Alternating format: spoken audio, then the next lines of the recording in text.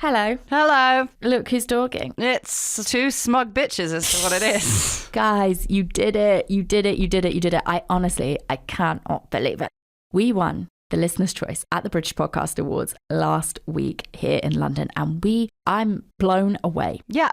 Blown away. The competition was the stiffest it has ever been. Honestly, they've got a lot of fucking followers on Instagram. Yeah. Like, I would say if you look at their individual followings, it's in the fucking millions. I think one of them, they said at the award show, because they won something else, that they have 30 million followers on social media. And so Hannah and I didn't even really want to enter when we saw who else was entering. I'll be honest, Wondery plus our agents plus you guys persuaded us to. I felt like we were going to lose. We weren't even planning to go to the awards. And then we fucking won. We won. How? How is it possible? Which is all everybody kept asking me at the awards. How did you win?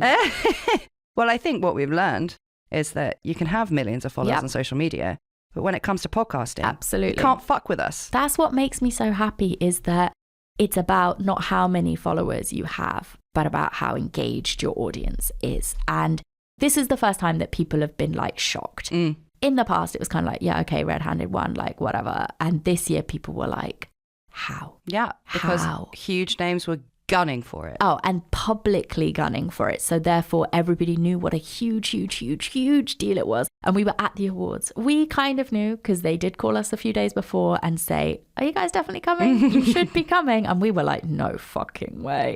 And then that's when I was like, okay, I actually need a dress to wear to this. And then we got there and we hadn't told the team. And the man who was announcing the award opened the envelope and he's like, and the winner is for the third year. And then I didn't hear anything else because I just started screaming. Yeah. And there was a palpable sense of shock in the room.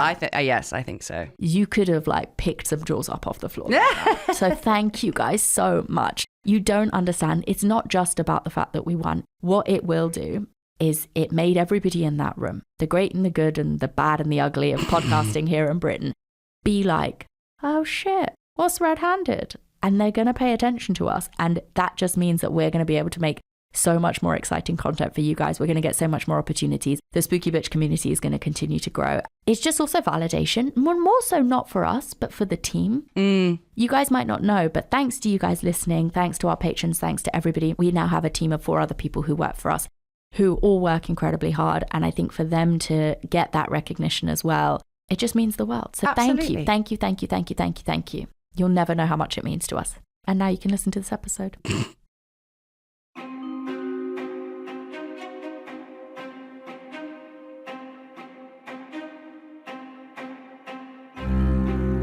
Hannah. I'm Sruti. And welcome.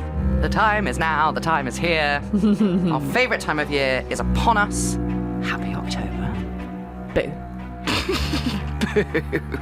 Boo in the boo, not in the boo. Oh, right. I was saying boo-uns. Oh my God. I was thinking about The Simpsons this morning, actually. I haven't watched it for ages. Well, you're missing out. I also haven't, but it doesn't matter because I remember everything. See my best. None of that has anything to do with anything. Made of real gorilla chest. That's scary. Like my loafers for my gophers. That's all I know. Excellent. Well, good. I don't mean to interrupt the creative process. But Hannah, we are here. We are both tired, varying levels of hungover. Yeah. Not feeling tip-top form. I was feeling very bad this morning. Yeah. But I have since been reborn, and because I got beaten up by a Thai lady for 2 hours, which has helped. But I also kept falling asleep and waking myself up with my own snoring. Oh. That was nice. Nice. But Mabel is in daycare. She got picked up about 8:15 this morning. Beautiful. I looked rough as shit. So yeah, she's splashing around in a field somewhere. And I hope you are too, dear listener. But probably not, because it's October and probably quite cold where you are. Yes, probably. But it is here. It is the time. It is the season. It is our favourite month here at Red-Handed headquarters. It is October. This is the first episode of Spooky Month. Spook month. I wish there was a better... I know. Let's work on it. We should have worked on it. Yeah, we should. We kept calling it Fright Night. Tune in next week. And then Alton Towers is going to sue us. Anyway, you don't care what we call it. You just care that today we've got a pretty fucking horrible episode for you. We certainly do. And it is very, very, very of the utmost importance to let you know that everything you are about to hear actually happened. It might sound like something from a horror film, but it is all true. A young woman called Anneliese Michel, you've probably been saying Michael your whole life like I have, but never mind, we're moving on, we're growth, it's a growth mentality. Anneliese Michel, from Bavaria, Germany, was subjected to 67 exorcisms. And Anneliese really did speak to priests, saying that she was the mouthpiece of Judas Iscariot, Hitler, and even Satan himself. A lot of the information that we've used to write this case up for you comes from the notes of a real priest called John M. Duffy. Duffy wrote kind of like an incident report on the Anneliese Michel case, and it's called Lessons Learned, the Anneliese Michel Exorcism, the implementation of a safe and thorough examination, determination, and exorcism of demonic possession. Thorough. And whatever you believe was really going on with Anneliese, whether it was an unsettled mind or, in fact, a swarm of demonic hosts, there's no escaping the horror that befell this poor 23-year-old woman. Anneliese Michel was born on the 21st of September 1952 in Leipzig, Bavaria, in post-war Germany. Not the best time to be a German, really, is it? No. Her parents, Anna and Joseph, like most Bavarians at the time, were strict Roman Catholics. As we've talked about before, most of Germany after the war was in a state of serious flux. And that's probably putting it quite mildly. Yeah, that's one way to put it. In the climb down from the reign of fascism. Yeah, so shunned from the rest of the world, basically. Yes, quite. And also the guilt associated with the Nazi death camps. Most of Germany was trying very hard to find itself an ultra-pious new identity. Most houses had crucifixes in every single room. Most families went to church on Sunday. And most lived a very conservative life, whilst also pushing violently against any talk of National Socialism or the far right. Anneliese's father, Joseph, had fought for Germany in the war, just 10 years before she was born. He was posted on the Eastern Front fighting the USSR in what has widely been recognised as some of the most horrific conditions of World War II. And why is that? Well, we don't have time to go full Mark Corrigan for you, but we will give you a very brief explanation of the Eastern Front. Hitler wanted the USSR, or at least the bit that was nearest to Germany, to kickstart his campaign of world domination. He started with Poland, that was his next step. Hitler attempted to invade beyond the Iron Curtain in September 1941, but it very quickly became clear that Germany had bitten off a little bit more than they could chew. A little bit more, or a little bit more, yeah. Yes, quite. So the fighting, which had been expected to be over fairly quickly, actually continued well into the winter, something that the German army were not prepared for at all. Once again, putting it very mildly. It's a big, fat, freezing fucking yikes coming. German soldiers fighting on the Eastern Front were wildly underprepared. And the Russians had learned a lot since World War I, and they were not. On top of this, even by Russian standards, that winter was particularly grim, reaching temperatures of minus 40 degrees Celsius. I don't know what that is in Fahrenheit, but it's fucking cold. Oh, do you know? I know. Do you? I looked this up. I'm only excited because the answer is exciting. Okay. Well, kind of exciting. I'm a bit delirious right now. Obviously, Celsius and Fahrenheit, different numbers for the same temperature. Yes. Right. Classically, famously. There is only one point that both of those charts intersect and have the same temperature, and it is minus 40 degrees. That's cool as shit. Isn't that fucking cool as shit? Yeah. Yeah. So I love that. Minus 40 degrees Celsius is also minus 40 degrees Fahrenheit. Then I will eat my words. Please. Nom nom nom. Delicious.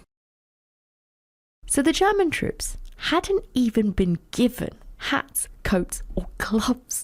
And their vehicles and weapons, obviously, given how bloody cold it was, seized up almost immediately. It's also exactly what happened to the Russians in World War I. Yeah, that's why they know better. They're like, hats for everybody. I can't do a German. I can't do a Russian accent. Do one? Oh, God. Think Anastasia? Oh, no. So I'll have to do an impression of my friend's mum, who was Russian. And when she was talking about, they speak Russian at home. And I was talking to her about it. She's this incredibly glamorous Russian woman, never smiles. And she was like, Katya, yes, Russians is very good, but Ninka makes mistakes. Okay, Heads for everyone. I can't do it. Terrible. Heads for everyone. Heads for everyone. Whatever. So yes, it was absolute hell on earth, particularly for the Germans. So Joseph, Anneliese's father, would have seen some of the most tragic sights imaginable, as his fellow comrades slowly lost fingers, toes, and even whole limbs to frostbite. All the while, they lived under the constant threat of being attacked and were completely unable to protect themselves. In other words, once again, in a massive understatement, Joseph Michel had a pretty hard war. So it's not entirely surprising that Joseph was a little distant with his daughter Anneliese and her siblings. And Anneliese's mother, Anna, while she didn't have to go out and fight, things for her hadn't been easy either. Growing up in a fairly Jewish area, it's likely that Anna would have seen around half of her local community rounded up and taken away to camps during the war, many of whom would never return. So overall, the mood in the house was a tense one. The ghosts of the war stayed with Joseph and Anna, and although they loved their children, they were angry, reserved, and damaged from the war, which I think describes that entire generation. So, Anneliese, as a result, had a strict, isolated, and very restricted upbringing. She wasn't allowed to have any close friends, let alone socialise with boys. Anneliese and her siblings would also often have to do a lot of the emotional heavy lifting when it came to their mother, who was incredibly neurotic. And soon, like with a lot of families, a dynamic quickly developed in which Anneliese would often put her own emotional well-being aside to pacify her mother. On top of this, when things did go wrong, and it was time for the children to receive a telling off, religious objects and the wrath of God were always a part of the punishment. Uh-oh. Yeah, it's not a recipe for very stable people, is it? No. Age 12, Anneliese was sent off to high school, and it was there that she got her first taste of freedom. She was a dedicated student and started to excel. She enjoyed the long train journey from her small town, and she absolutely loved, at school, the athletics classes, and she even started to make a few friends. So for the next few years, things trundled on okay, but it wasn't to last. Age 16, Anneliese experienced the first of several strange incidents. Suddenly, in the middle of class one day, Anneliese blacked out. Her friends say that she entered a trance-like state, becoming unresponsive and not reacting to their voices or even their physical efforts to bring her back around. Anneliese was taken home and sent to bed to sleep it off, which is just like the most like olden-timey. Yeah, right. Have a wet paper towel and go lie down. But when Anneliese woke up, she felt something heavy pressing down on her chest. She couldn't move, and she ended up wetting the bed in fear. This experience naturally scared Anneliese, as it did her parents and classmates. But after a few more months, with no more incidents, it seemed like maybe it had just been a one-off. So everyone just chalked it up to one of those weird things that happens to teenagers, and Anneliese cracked on with school.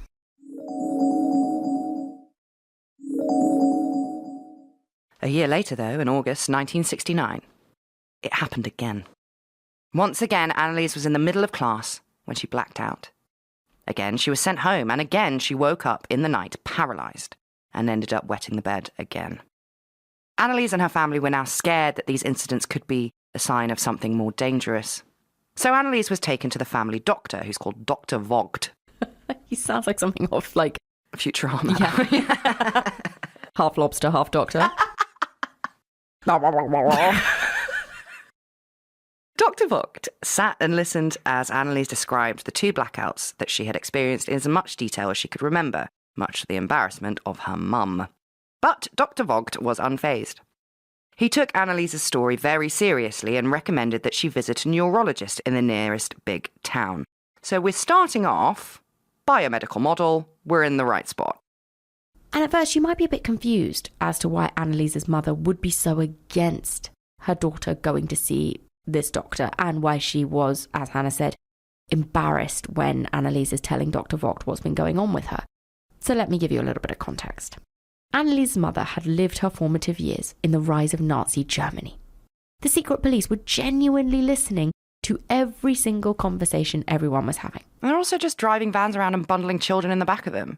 Yeah, so 1 foot wrong, one hint that you might be different or undesirable, and your family might never see you again.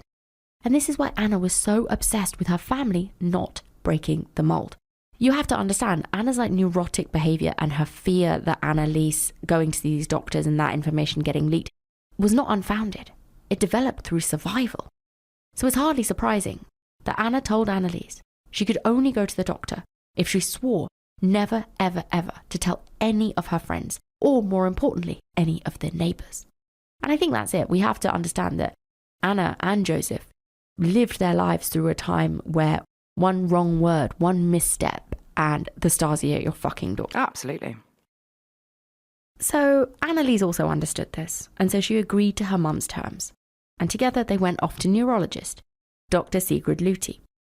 Luthi again took Anneliese's claims very seriously and ran a whole host of physical tests and examinations.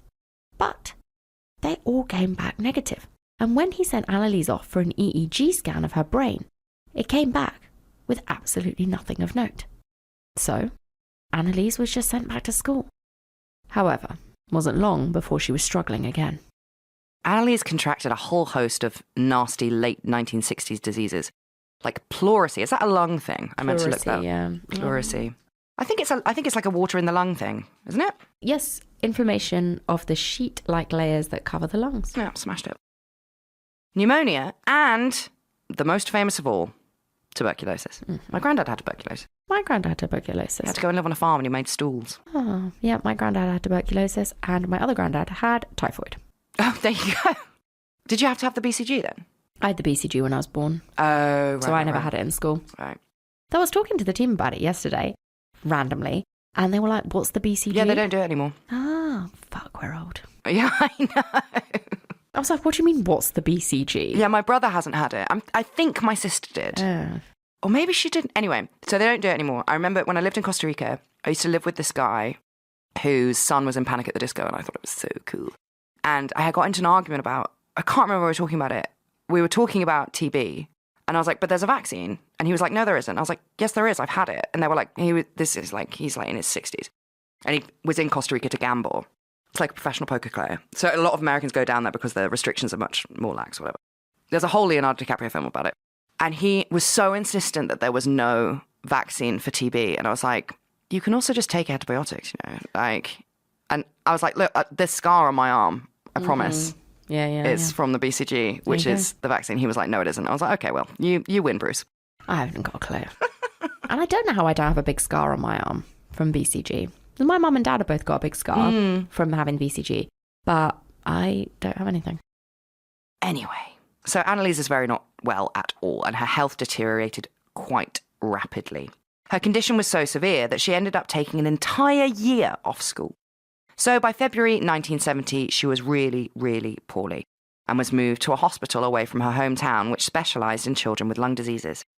But her health stayed so precarious that after just a month, she was transferred once more, this time to an even further away hospital and an even more specialised clinic. And there, Anneliese got quite depressed. She felt like life was whizzing past without her. And what's more, other children in the unit were incredibly cruel and they bullied her. Even in this ultra-specialised environment for seriously ill children, Anneliese was still an outcast. And her relationship with the other children on the ward wasn't helped when on the 3rd of June 1970, Anneliese woke up the entire ward with a blood-curdling scream. That will do it. That will make things much worse for you. But also in a children's hospital, I feel like that's a reasonably often thing that happens. Often, frequent. Learn English. But let's talk about exactly what happened. Because Anneliese had woken up in the night, unable to move. And once again, she'd wet the bed in terror. So after this incident, rumours quickly started to spread. The children who had seen Anneliese wake up that night said that she had had a violent expression on her face as she screamed. And they also claimed that she'd stuck her arms and hands out rigidly, like a zombie during her meltdown. And within a few days, Anneliese was being called a freak. And soon, the word around the ward was that Anneliese Michel wasn't just a freak, but she was possessed by the devil. And as if that wasn't all strange enough, soon another strange occurrence happened to Anneliese. Only this time, it seemed to be a little bit more positive. While saying the rosary one day, Anneliese was hit by the most beautiful smell she'd ever encountered. And Anneliese reported being flooded with an incredible feeling of ecstasy and euphoria.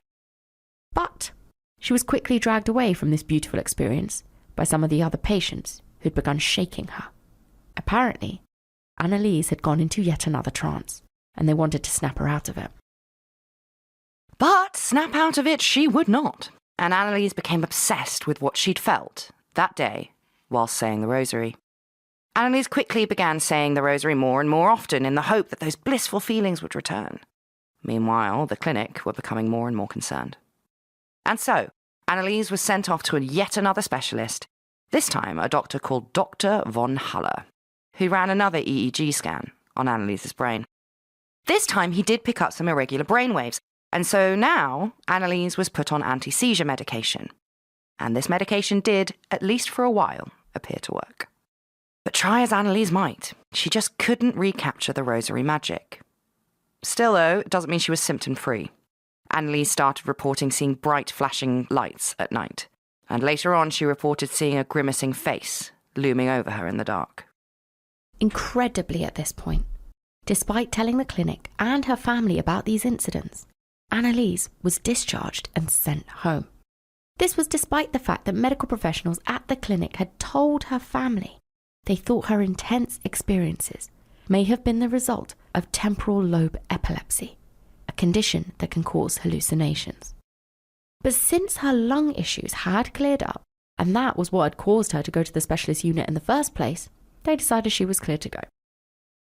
Okay, so they're like, you're just here for that lung issue? We know you've still been freaking out and having meltdowns and wetting the bed and seeing things and hearing things, but we only do lungs here. We're ultra specialised. You're going to have to see somebody else about that. So Anneliese went back to Liebfling and actually enrolled in college to study to become a teacher, something which her mum thought would be good for her. However, we are jumping ahead a little bit there. Let's stick with when the Michel family first brought Anneliese home. Immediately, her parents noted a massive change in their daughter's personality. Gone was their sweet, placid and good-natured child. Instead, Anneliese was quick to anger, and she was a depressed young woman. This was a change that was also noted at the local church, where Anneliese had become distinctly less involved. In fact, she now seemed downright resentful of the church, and anything remotely religious. And much to the dismay of her parents, Anneliese also very quickly began to experience blackouts again, the sleep paralysis came back, and so did the bedwetting. Things only got worse when Anneliese started college. The stress of being back in a classroom increased these incidents significantly. It was also around this time that Anneliese's mother was approached by a family friend and a fellow churchgoer. This friend, just like the literal children in the sick children hospital ward, was concerned that Anneliese was possessed by a demon.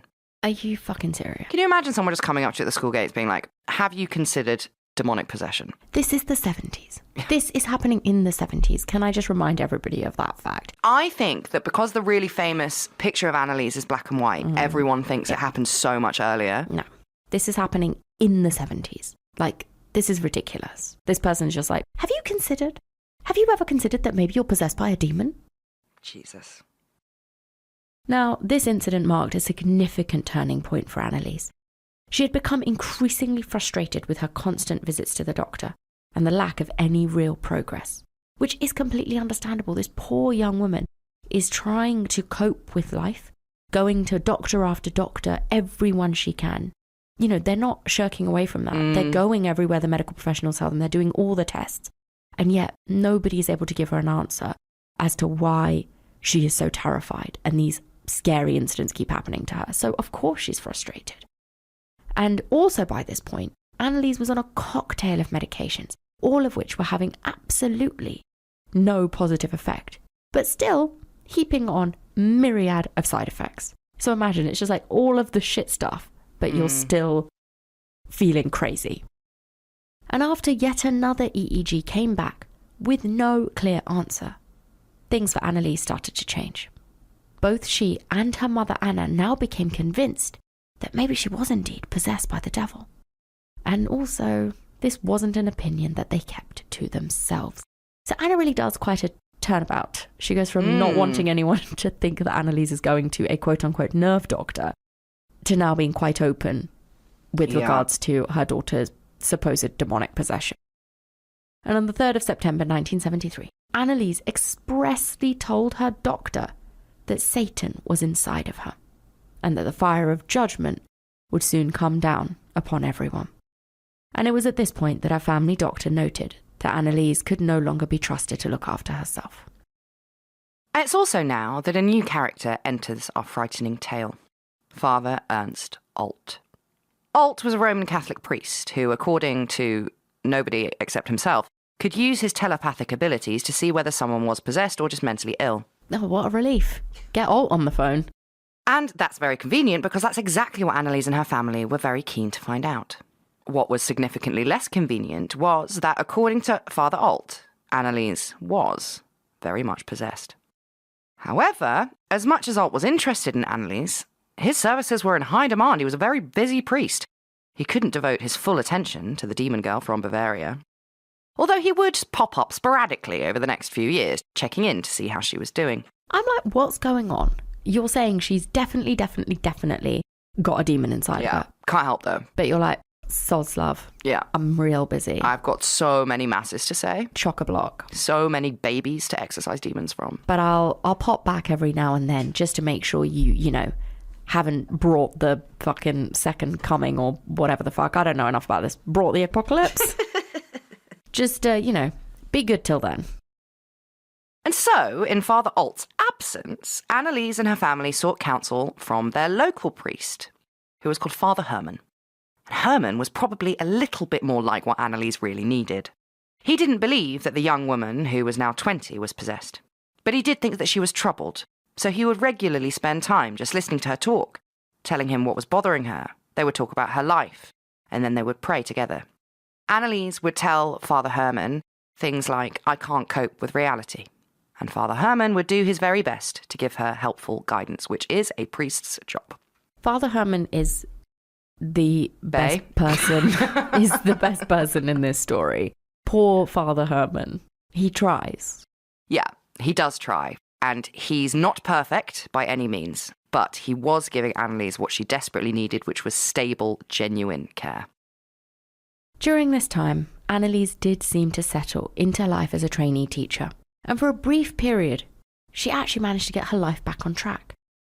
She made friends, enjoyed college, and even got a boyfriend called Peter. But, as you might have guessed, the good times didn't last. By the end of 1974, things had started to go south once again. Anneliese's hallucinations became more frequent, and she started to suffer from violent mood swings. These mood swings were so severe that Anneliese's friends and family said it was like she had become a different person. Then, in May 1975, Anneliese, who was now 22 years old, received the devastating news that her grandmother had died. And things went from bad to worse. By 1975, Anneliese was being visited more frequently by the supposedly psychic Father Alt and his new sidekick, Father Arnold Renz. Both priests started to spend more and more time with the troubled young girl. And the more time they spent with her, the more fascinating she became to them. The once pious, God-fearing Anneliese now became increasingly obsessed with the concept of evil, demons, and the devil himself. Which makes sense, because she had been totally convinced, for quite some time now, that she was possessed by a demon. In fact, not just one, fucking loads of them. Names like Cain, Nero, Hitler, Judas, and even Lucifer began to tumble from the young woman's lips whenever she spoke about her possession. And eventually, it was decided that things had gone too far. Father Alt came to the conclusion that it was well within his priestly duties to perform an exorcism. And a decision like this cannot be taken lightly.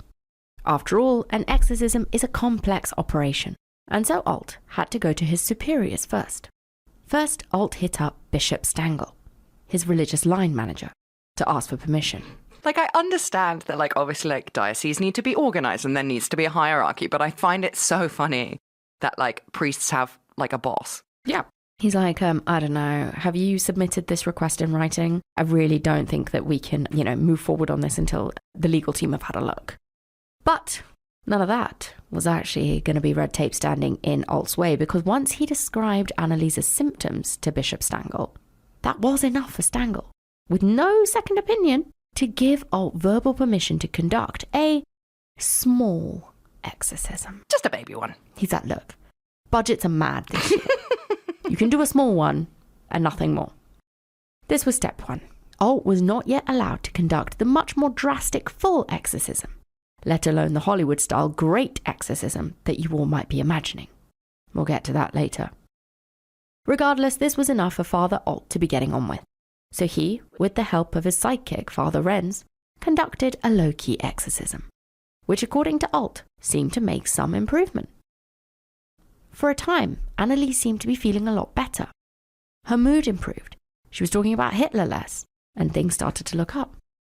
Still, Father Alt wrote to Bishop Joseph Stangl to say that while things had improved post-exorcism, he was still worried about, quote, further demonic molestations. A horrible word. It is a horrible word. I hate the word molest. Molestations is even worse. And also, again, just for context, this is happening in the 70s. Not ideal to be living in Germany and your daughter is just constantly talking about Hitler and how he's living inside her or whatever.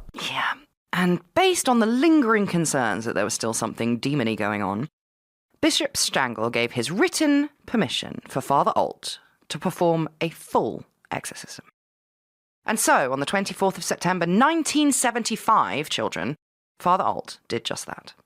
And it really was all downhill from there. Unfortunately, this began a cycle of short-term gain and long-term loss. With the second full fat exorcism, temporarily, Anneliese began to feel a lot better afterwards. But then, just as quickly, she deteriorated once more, nosediving to a point lower than where she had started. But this state was rectified by a third, more convoluted exorcism, which again brought temporary relief before Anneliese spiraled once more. Because of the secrecy surrounding Anneliese from her curtain-twitching mother, plus the fiery beliefs of the two mental priests in charge of the proceedings, we don't know that much about what these exorcisms actually entailed. However, because all of this happened in the 70s, we do have tape recordings, which you have probably heard of. Now, we're not actually going to play you the full 1 hour and 26 minutes of recorded audio that is out there. If you really want to get it and you really want to listen to the whole thing, it's on YouTube. Knock yourself out. We're not going to play it here because A, it is far too long, and B, it's all in German. So yeah, go terrify yourself in your own time if you would like to. Here we are just going to listen to a small snippet to get a vibe for what we're talking about. Vater der Lüge, sage die Wahrheit, im Namen des Vaters und des Sohnes und des Heiligen Geistes. Amen. Habt ihr euch auch Gottesgeist? Ja. Sind aber glücklich. Glaubt doch niemand. Wir können den nicht sehen. Halt dein Maul. Sage die ganze Wahrheit, sage noch näher. Im Namen des Vaters und des Sohnes und des Heiligen Geistes. Amen. So langt's noch nicht an, ne? Nein. So by the sounds of things, these exorcisms, at least by the end, were about as Hollywood as you can imagine. The recordings mostly showed Father Alt and Father Renz reciting biblical verses, and Anneliese rasping back to them in a harsh, gravelly voice. Remember, when this is being made, she's a 23-year-old woman. She was still claiming to be channeling the spirit of Hitler and Satan himself. So, of course, as you can imagine, sadly, this only escalated the situation.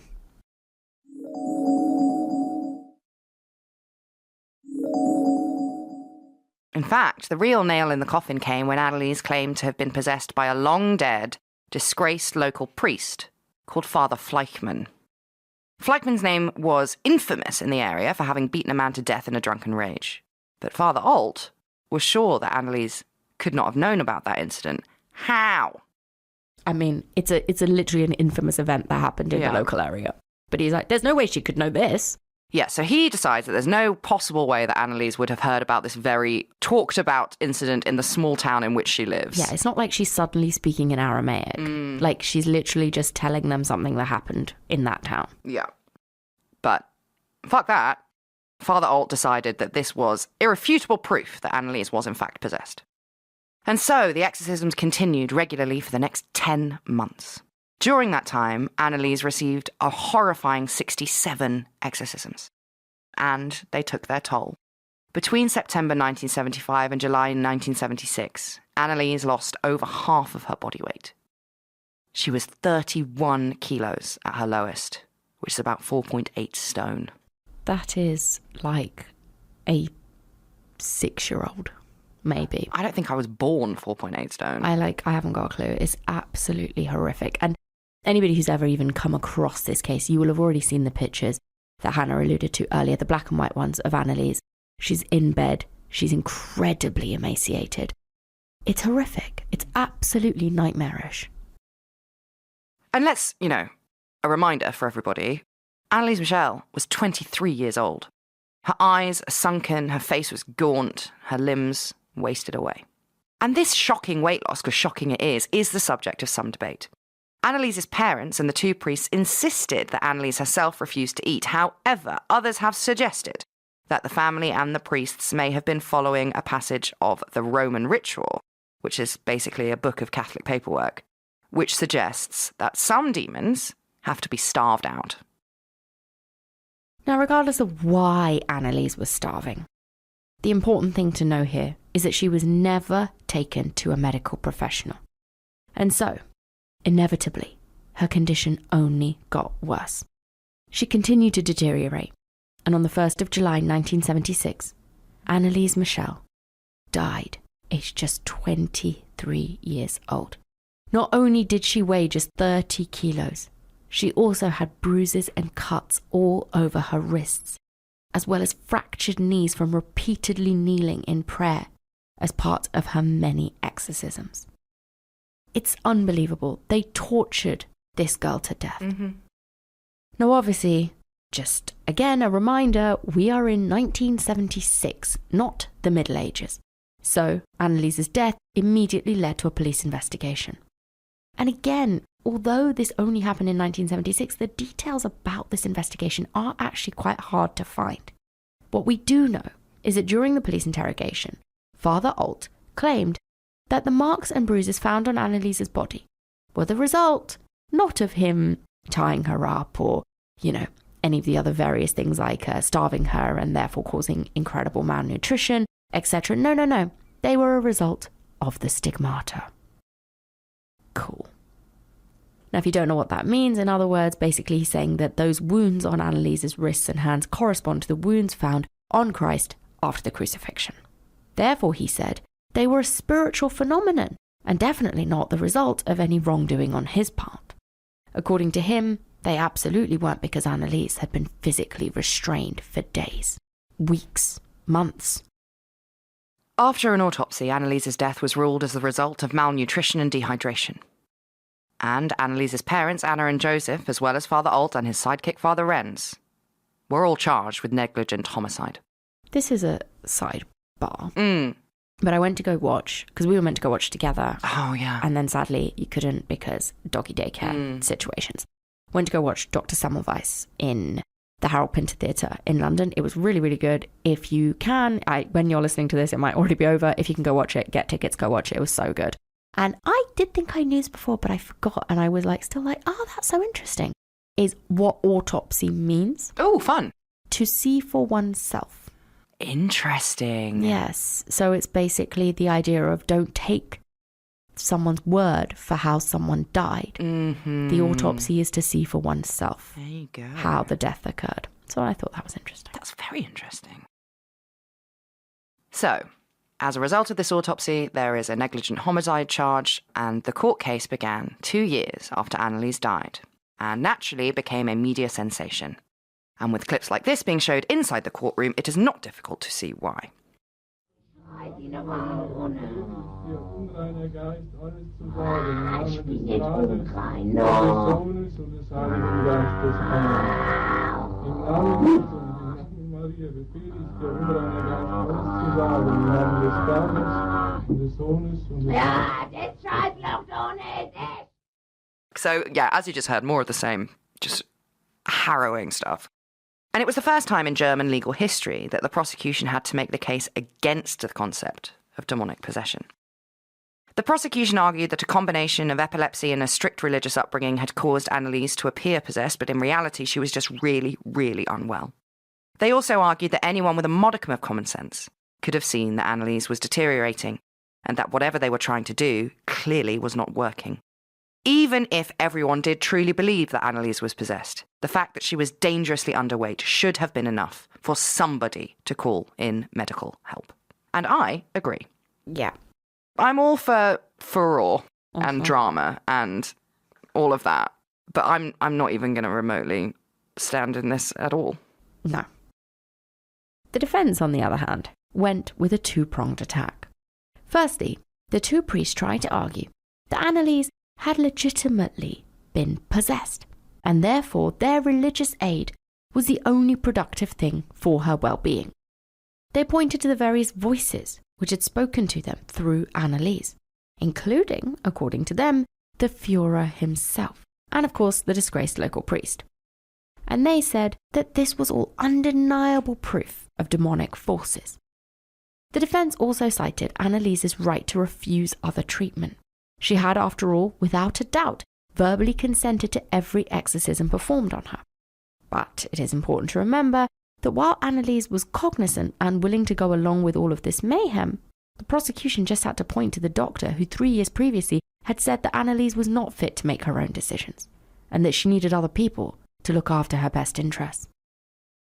Eventually, after a long and confusing and bizarrely harrowing trial, both Anneliese's parents and both of the priests were convicted of negligent homicide and sentenced to just 6 short months in prison. That's nuts. Even more strangely, this was eventually reduced to just 3 months probation. So what in the cinnamon toast fuck has happened here? At first glance, it feels like the buck really stops with Joseph and Anna, Anneliese's parents. How on earth could they watch their daughter starve to death in front of them without contacting any kind of medical professional? Well, there isn't an excuse, we're not even going to try. But why don't we look at some context instead? Firstly, like we said at the top of the show, Joseph was notoriously emotionally absent with all of his children. And despite wanting to be caring, he really struggled to be present in their upbringing. And on top of this, he'd undoubtedly seen some absolute horrors during his time on the Eastern Front, including watching the men around him freeze and starve to death. So is it possible that Joseph had just become desensitized and that the sight of his starving, emaciated, dying daughter didn't make him seek alternative action? Anna, on the other hand, was incredibly present. But if you remember, she was also super neurotic. And as we discussed earlier, the children often did the emotional labour in this family. Anna didn't want to believe that her daughter was mentally ill. We already know that from her first trip to the doctor. I think it's safe to say that Anna would much rather have believed that Anneliese was possessed than she was mentally ill. Anna was also incredibly religious and would have seen Father Alt and Father Renz as equal, if not better, perhaps, than medical professionals. And also, we have to remember that they hadn't gone to Father Alt and Father Renz first.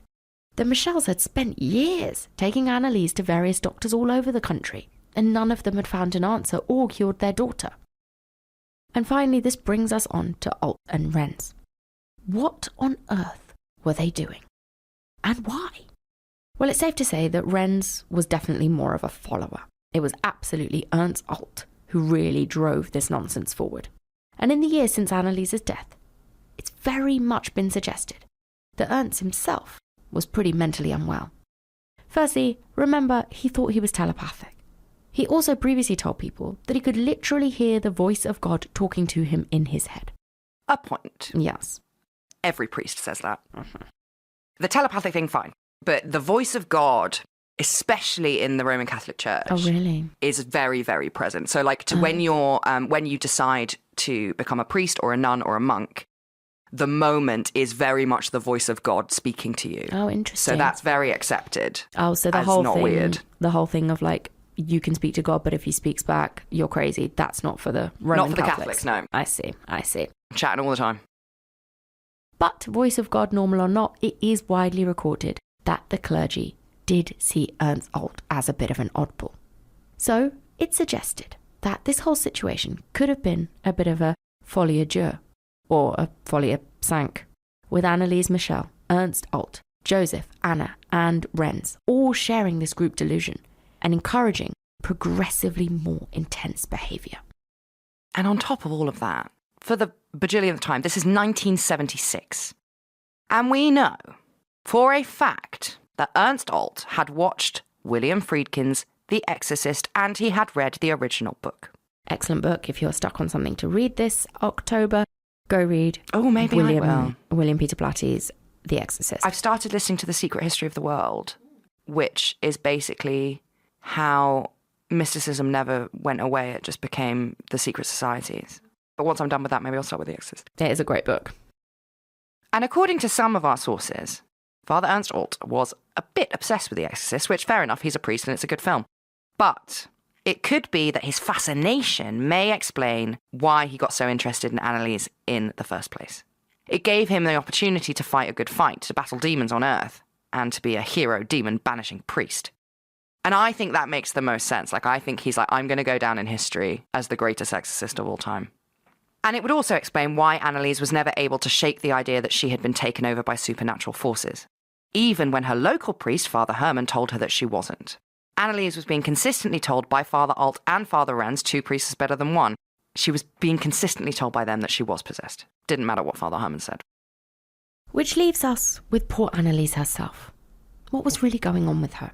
Was she possessed? Well, obviously not. But we can't push aside Anneliese's beliefs, or how they would have impacted the manifestation of her condition.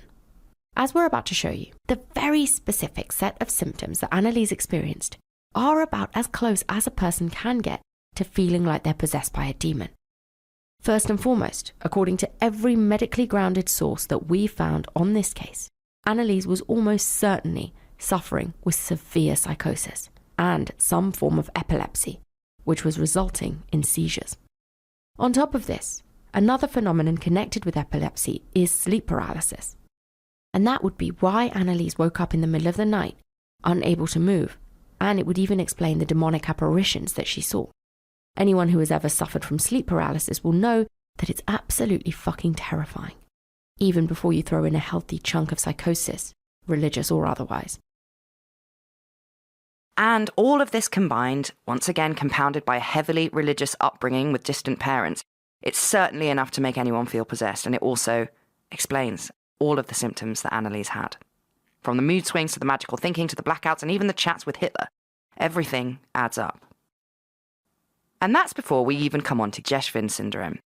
Geschwin syndrome is a condition linked with temporal lobe epilepsy, and the symptoms associated with it are, for all intents and purposes, akin to being Hollywood-grade possessed. Firstly, we've got hyperreligiosity. Sufferers either experience an intensely positive or negative obsession with religion and religious symbolism. Either way, they tend to display a deeper, more connected feeling to their chosen religion. And secondly, we have circumstantiality. This is talking uncontrollably at length about things which are not always relevant to the conversation, or becoming incredibly fixated on trivial and specific details of a conversation that may not seem relevant to others. This is often explained away as verbal diarrhea, but it is an important symptom. And thirdly, atypical sexuality.